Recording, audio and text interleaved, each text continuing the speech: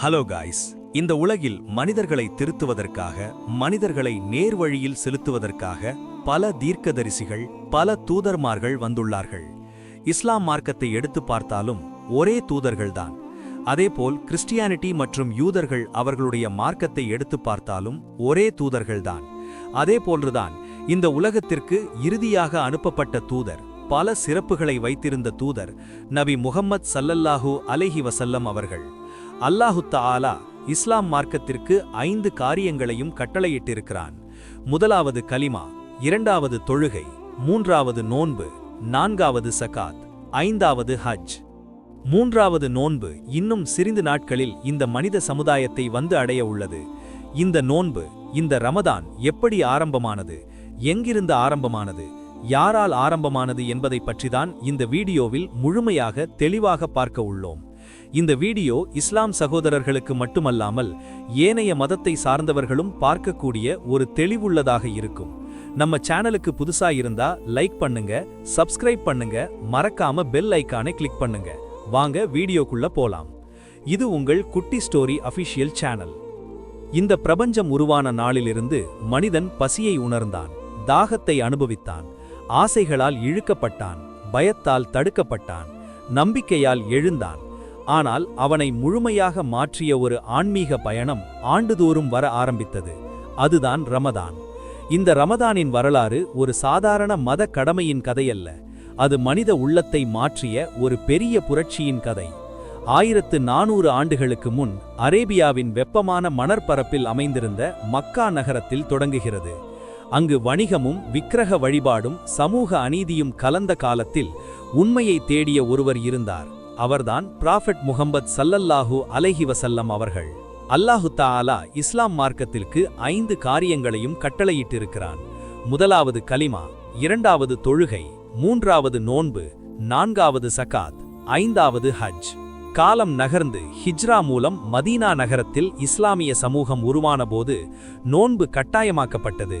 உங்களுக்கு முன் இருந்தவர்களுக்கு விதிக்கப்பட்டது போல உங்களுக்கும் நோன்பு விதிக்கப்பட்டது என்று அறிவிக்கப்பட்ட அந்த வசனம் மனிதனை சுய கட்டுப்பாட்டிற்கு அழைத்தது.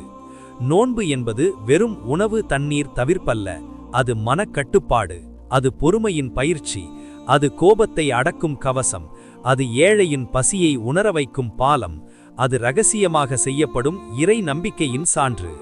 முதல் ரமதான்களில் சஹாபாக்கள் கடும் வெப்பத்தில் வேலை செய்தும் பசியோடு போராடியும் மாலை நேரத்தில் பேரிச்சம்பழத்தால் இஃப்தார் செய்து இரவு முழுவதும் தொழுகையில் நின்றார்கள். ரமதானில் நடந்த பத்ர் போர் தியாகமும் நம்பிக்கையும் இணைந்த வரலாற்று தருணமாக அமைந்தது. அங்கு எண்ணிக்கை குறைவாக இருந்தாலும் நம்பிக்கை அதிகமாக இருந்தது. அதனால் அந்த மாதம் வெற்றியின் மாதமாகவும் தியாகத்தின் மாதமாகவும் நினைவில் பதிந்தது. காலம் நகர்ந்தது.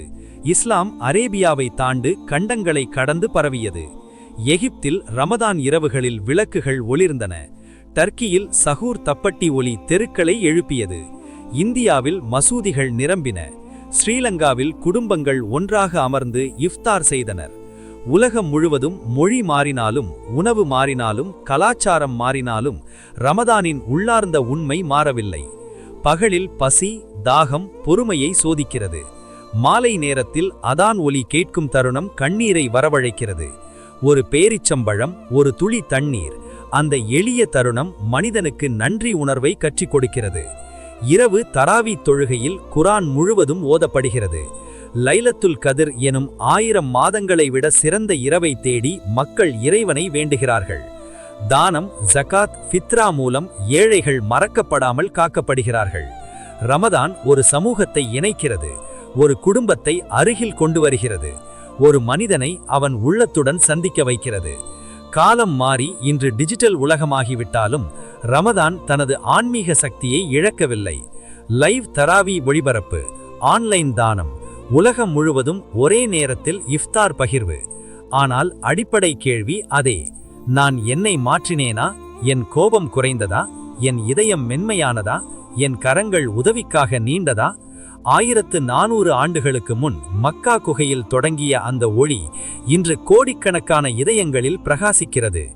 ரமதான் ஒரு மாதமல்ல, அது ஒரு பள்ளி, அது ஒரு பயிற்சி முகாம், அது ஒரு ஆன்மீக சிகிச்சை மையம், அது மனிதனை ஆண்டுதோறும் புதிதாய் உருவாக்கும் இறைவனின் அழைப்பு. அது கடந்த காலத்தின் வரலாறு மட்டுமல்ல, அது இன்றைய வாழ்வின் நிஜம். அது நாளைய நம்பிக்கை. ரமதான் வந்தால் உலகம் மெதுவாகிறது, இதயம் பேச ஆரம்பிக்கிறது, கண்கள் கண்ணீரால் சுத்தமாகிறது, ஆன்மா அமைதியை காண்கிறது. இந்த பயணம் ஆதியில் வெளிப்பாட்டால் தொடங்கி இன்று உலகம் முழுவதும் ஒளிரும் நம்பிக்கையாக வளர்ந்து கொண்டிருக்கிறது. இதுவே ரமதானின் முழு கதை. தொடக்கம் முதல் இன்று வரை மனித உள்ளங்களை மாற்றிக்கொண்டிருக்கும் முடிவில்லா ஆன்மீக பயணம். இன்னும் சிறிது நாட்களில் நம்மை அடைய இருக்கும் இந்த ரமதானை நன்றாக கழித்து அல்லாவின் அருளை பெறுவோமாக. இந்த வீடியோ பிடித்திருந்தால் லைக் பண்ணுங்க, சப்ஸ்கிரைப் பண்ணுங்க, மறக்காம பெல் ஐகானை